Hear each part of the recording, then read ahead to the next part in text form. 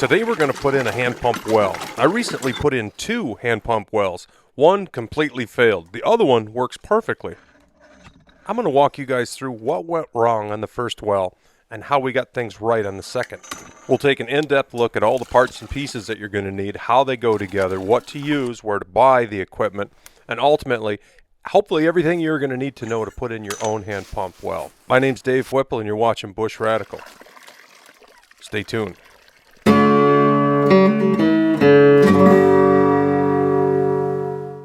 Now, a hand pump well is a very simple operation. There's not a ton of pieces to it, but there are a few. We're going to start out by taking a look at each and every one of them. Let's get started with the well point. This is your well drive point. This is for an 1.25 inch pipe. Shows the size of the mesh, shows the length of the screen. It says right on it that it's a well drive point. Not just a well point, but a drive point. You can see the outside of this drive point is stainless steel. Inside of it is a fine mesh screen. Now this screen is what lets the water in and keeps the dirt out.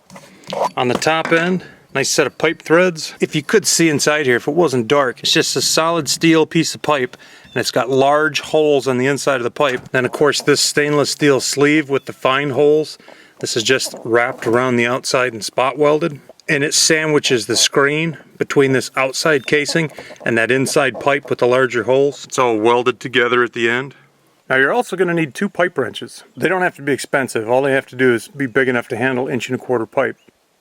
Every part of this well is put together with threaded connections, and we're going to need an airtight, watertight seal on those threaded connections.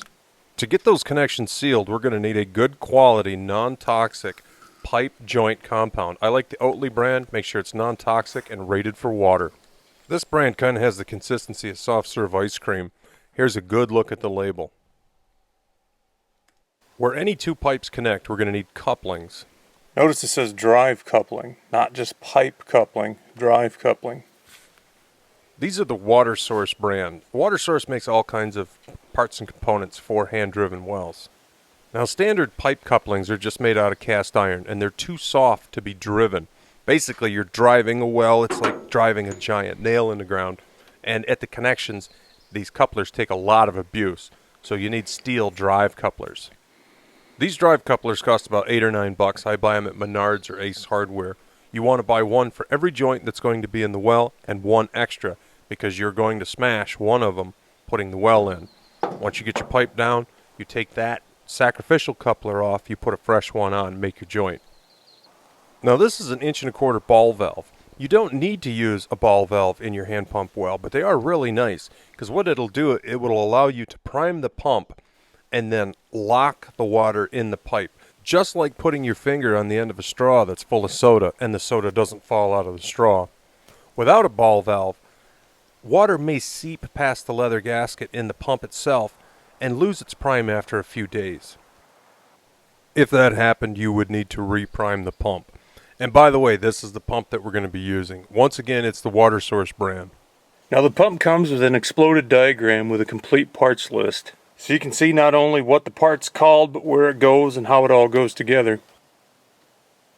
Now I'm going to take and pull this pump completely apart so you can see all the guts inside of it.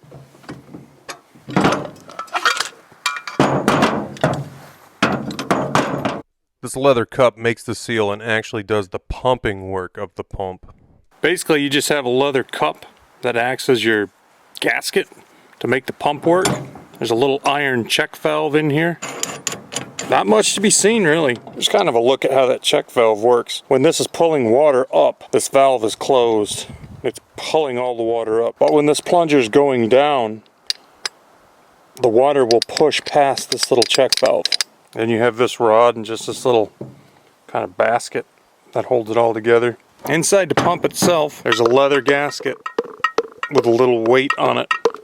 And that acts as a check valve. It lets water get sucked up into the pipe, but then it'll close and not allow the water back down. And that's all there is to this. So from that leather check valve down to the very top of your drive point can't exceed 25 feet because that's about as far as you can draw water by suction. You can see the point here illustrated, and that point is supposed to sit in water-bearing sand. The idea is to get this point down into a layer of water-bearing sand. Now what I've been told is when you're driving a well, you're constantly measuring down the pipe with a tape measure to see where the water level is. I have been told, and I've stuck with this, that you want to make sure that your water level comes up above this coupler by at least a foot. I've heard people say 3 feet, 4 feet, but it has to be above this coupler. Because if it is right here at the coupler, if you draw a lot of water and it creates a void where there isn't any water, it'll start sucking air through the screen and it won't pull water. Same goes for a drive coupler. If a drive coupler has a poor seal, it will start sucking air. And that brings me back to pipe dope. I've always been told to use a pipe dope, not Teflon tape. A lot of people have mentioned to me before, you should use Teflon tape. Teflon tape might work, it might not, but I do know one thing. You're doing so much pounding when you're driving a well. I think it's a really good opportunity to lose the integrity of the tape. It's no longer just sitting there in between the threads making a nice tight seal. It's been just beat silly. Where the pipe dope, it really doesn't care. Of course, you could try Teflon tape if you want. I'm not saying it's not going to work. I'm not saying it is going to work. All I'm saying is I've had good luck with pipe joint compound, so that's what I'm advising you to try first. This pump is also made by Water Source. So if you can't find one of these in your hardware or box store, you can always just contact the company and they'll have a list of dealers and they'll let you know where the closest place you can go around your area to find one of these pumps. Now, one question I get asked all the time is, how do you know where the water's at? I don't really know about witching or dowsing. I know people do that. I know some people say it works, some people say it doesn't. Right now we're in the Upper Peninsula of Michigan. Everything is sand, the water's straight down, and the only question is are you going to hit water in that 20-25 foot range that the pump is actually going to be able to pull up? If the water's deeper than that, you're gonna have to do something different. Now, where my cabin sits right here, it is really close to a ridge. You look just beyond that ridge that drops off about 20 feet. Now on the other side of this ridge, it's actually a steep drop off. At the bottom of this drop off, there is standing water. That's the water table. So we have these two different elevations. Now I know we can go down there, find a high spot in that flat down on the bottom of this ridge, and we can drill a well. But I really don't want a well there. I want a well up here by the cabin. So the question is, if I drive a well here, am I gonna hit water before I run out of pipe? Or before I'm too far down to where the pump is not gonna pull the water that far? Now, I've been told before not to think too much in those terms because a lot of times the water will follow the contour of the land. So technically, even though we're 25 feet above the water that's down there at the bottom, that's obviously the water table, there's a very good chance it might not be that far down up here. It might only be 10 feet to hit the water. So there are no guarantees in life, and we don't really know that we're going to hit water, especially on the higher portion of this land. So all we can do is give it a shot. I picked a spot that I like, where I would like the well to be located. We're going to drive it down, and hopefully we're going to hit water soon enough that we're not too deep. Now we'll grab ourselves a chunk of drive pipe. You can see this is 1.25 inches by 60 inches long. It also says right on it, well drive pipe. The reason I'm pointing this out specifically, you can't grab any kind of pipe. It's just not solid enough to take that force of driving a well. I would also say some local hardware stores stock a pipe that they will tell you is drive pipe. I would buy it from Menards or somewhere else that will allow you to bring it back if it fails. I've had nothing but good luck with pipe from Menards. But I have a friend who has broke a lot of threaded ends in inferior pipe. You have to be really careful when it comes to pipe. You can't drive any kind of galvanized pipe. It's just not strong enough for it. It needs to be well-drive pipe. Buy it from someplace that's going to stand behind it at least. You're not supposed to break it. If you start breaking it, it'll generally break right at the threaded end. Good heavy drive pipe shouldn't do that. So make sure you either get the right thing first, or if you're going to take a chance on something because it's handy and local, make sure they stand behind it. Now, I've made it a point to prep all my pipe by cleaning it out with soap and water. I've shown that process in another video in detail. I'll leave that link in the description. I've been told before in the past to stay away from these last couple threads just to keep any of this paste out of the water flow itself. Not only does this paste seal all these threads, it also helps lubricate this joint so they can actually get tighter than they would without it. I've also washed out the inside of this point so that any oils or cutting fluids or anything that's a byproduct of the manufacturing process can get cleaned out of there so it doesn't end up in your water.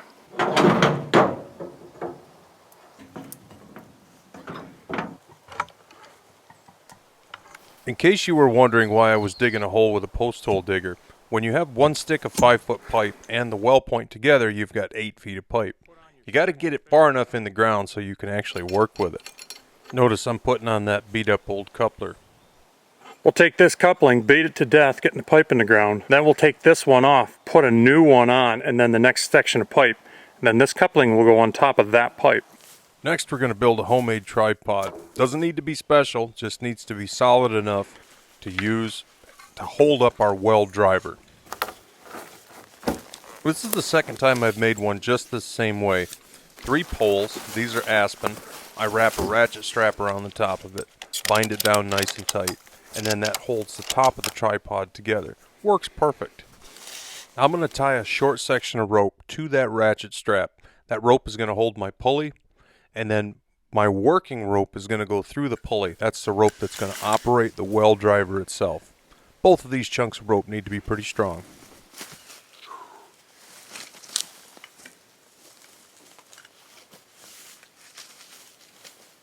Oh, it's not much to look at, but it's going to work. I went 10 foot with these poles, but 12 wouldn't have been a bad idea. I don't have a ton of working room here. This is our well driver. Just a big chunk of steel with an eye on one end and a 1-inch pipe on the other. Nothing pretty, obviously homemade. Now this well driver is about 60 pounds. One question I get asked all the time is, can I just use a fence post driver?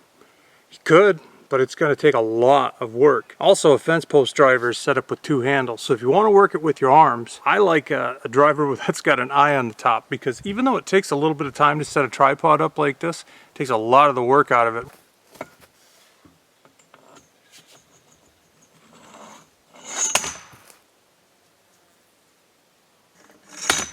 Feels good to get started. Between the ropes and the pulleys and building a tripod, it is quite a bit of a setup to get ready to drive a well this way. But the tripod does take a lot of the work out of it, so it is worth it.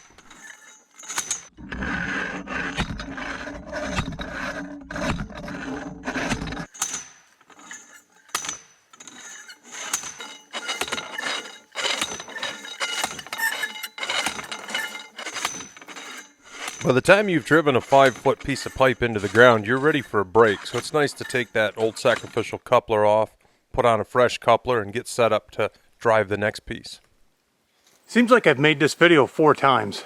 I've made several of these well videos. This is a subject that I get asked questions about all the time. People want to know about witching and dowsing and where to find the water, and the simple truth of it is it's a sandpoint well. You'll get through some small gravel, maybe a couple decent sized rocks, but if you hit a big rock with it, it's not going through. Not unless it happens to be a real weak rock and you split it.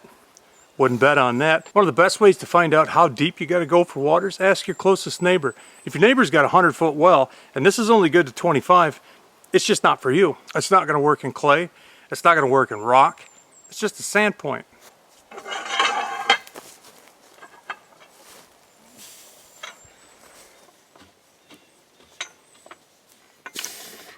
I should have maybe made the tripod a little taller, because there's not much room to work when you get started on the fresh piece of pipe.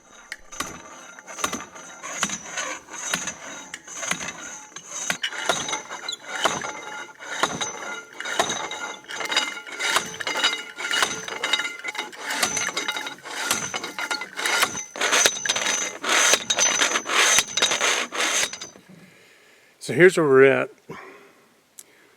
I've got 3 sections of pipe down in the hole and the point. I have about a foot left of pipe sticking out over top of the ground, and I haven't hit any water yet. I have one more piece of pipe. If I put that piece of pipe on and I get down another 1.5 feet and I haven't hit water, I won't be able to cover that point in a foot of water once I do hit water, if I did hit water. So I think at this point, as happens doing this type of thing, I think I'm going to have to pull that well, and I'm going to have to find another spot. Well, I've never had to pull out a well before, so it was kind of a learning curve. I didn't have anybody here to ask. My brother-in-law, Scott, is the well guy. He knows all the answers, but he's not here at the moment, so we just kind of had to figure it out as we went. I tried to come along, but boy, it didn't really want to come out of the hole, and I had that thing tight as a bowstring. It got kind of hairy. I ended up using this method. a chunk of log on another chunk of log with a pipe wrench, and I'd work it out a little bit at a time. That seemed to be what worked the best, considering what I had on hand to work with. Sometimes it came up really hard, and other times it would come up easy. It seemed to be keeping the pipe coming straight up was the key. If it got a little crooked or sideways, it didn't want to move at all. Well, after 2 hours, I managed to get it all pulled out of there. Not only is it heartbreaking to not get any water right here, because this is where I really wanted the well, but man, it just kicked my butt. Getting it in was one thing, getting it out, my goodness, man. I was at it for 2 hours at least. Just reinventing the wheel, trying to figure out how to get it to work right.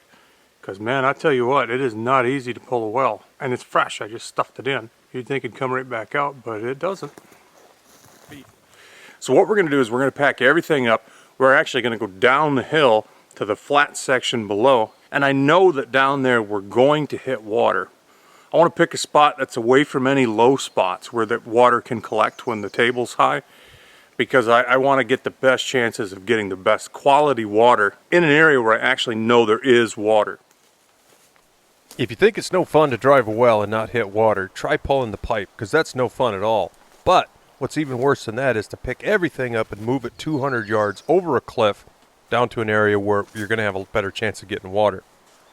Now, last night we put up a good fight, but we lost.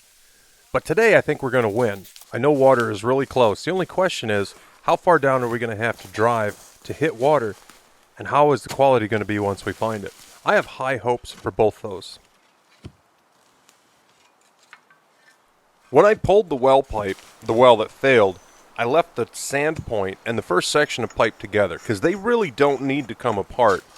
I just make sure the joint's tight and I'll stuff it back in the ground. The other sections I'm going to have to put on one at a time, so of course they had to come apart. All this country through here is nothing but sand, so digging another hole to get started, that was easy. Moving all the equipment 200 yards and downhill to this second site, that was a chore. But in no time at all, we're all set up, ready to start driving again. Now the water table here is real close, and I think I'm into it before I hardly get started.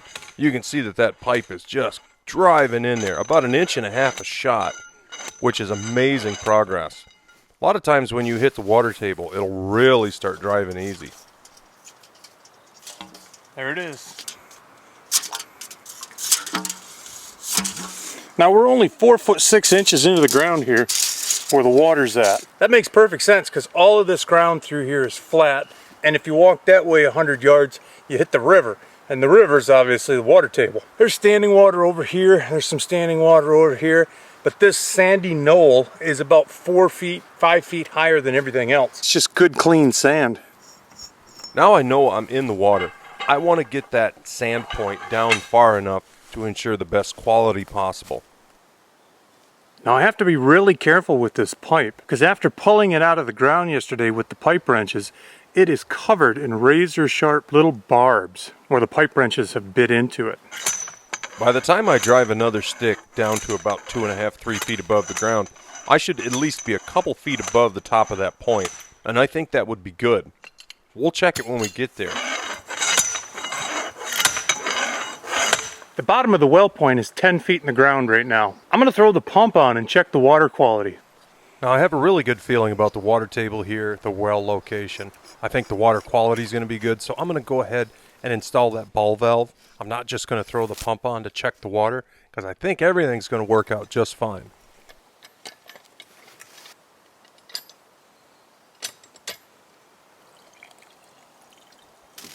We're going to give the leathers in the base of the pump and that leather suction cup just a minute to absorb all that water. Now the pump is full of water. This is the water we're using to prime the pump. Notice I keep my hand in front of the spout to keep it from spilling out. Just a couple pumps and the water's coming up. The water always looks like this when you start pumping out a hand-driven well. It's not a problem. We'll just have to keep pumping it until it clears up. Now if that's not clean water, I don't know what is.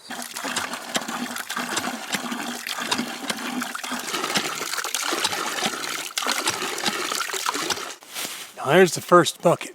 I can't even see my hand in it. It's ice cold. But wow. Let's see what the second one looks like.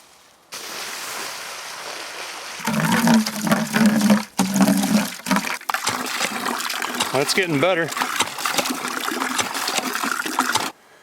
There's the second bucket. There's the third bucket. There's a fourth bucket.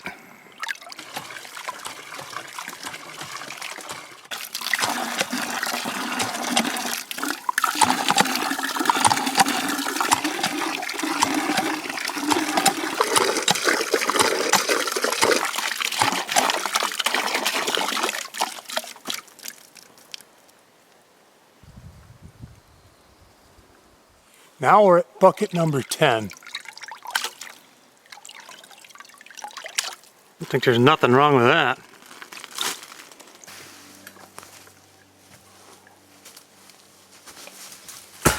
I'm going to flip this valve over because I can't quite open it completely. I guess I put it on upside down.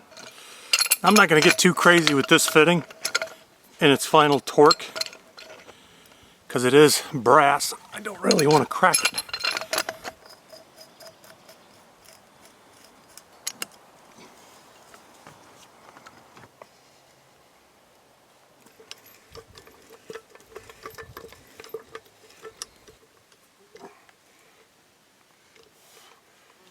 Now what the ball valve does is it locks the prime. The water can come up the pipe with the pump.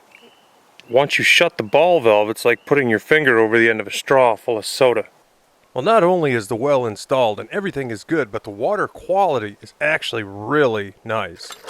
The water is clean, doesn't have any taste to it.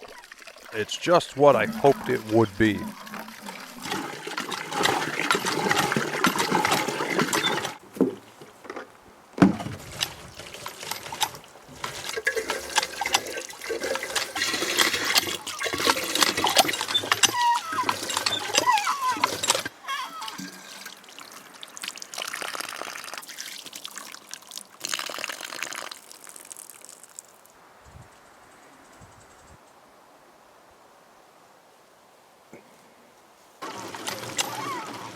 Three, 4, 5. It's about 13 pumps to get a gallon. Probably 10 if you don't spill half of it. Now that well is brand new. It's pumped about 60 gallons of water, and most of that is just cleaning out the pocket around the point, getting all the sediment and dirt out of the point from being driven in. Just for curiosity, we're gonna take a coffee filter, one of these little drip baskets.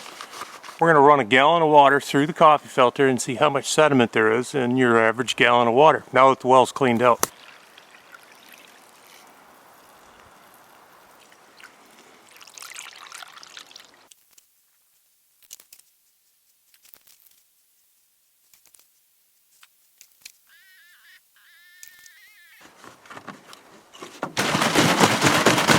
Here's the very end of it right there. Well, now that all that water is filtered out, you can see there is just a little touch of sand in the bottom. That's not bad. Well, the well's in, the water's good, time to pack up the kit and be done. This project is over. Well, I hope you guys have enjoyed this video. Kind of a deep dive on how to drive a hand pump well. What kind of tools you need, the kind of soil that it will actually work in, how deep you can go, etc., etc. I hope I've answered all of the questions that you might have regarding putting in a well by hand like this. Thank you guys so much for watching Bush Radical. My name's Dave Whipple. Be radical, eh? See you soon.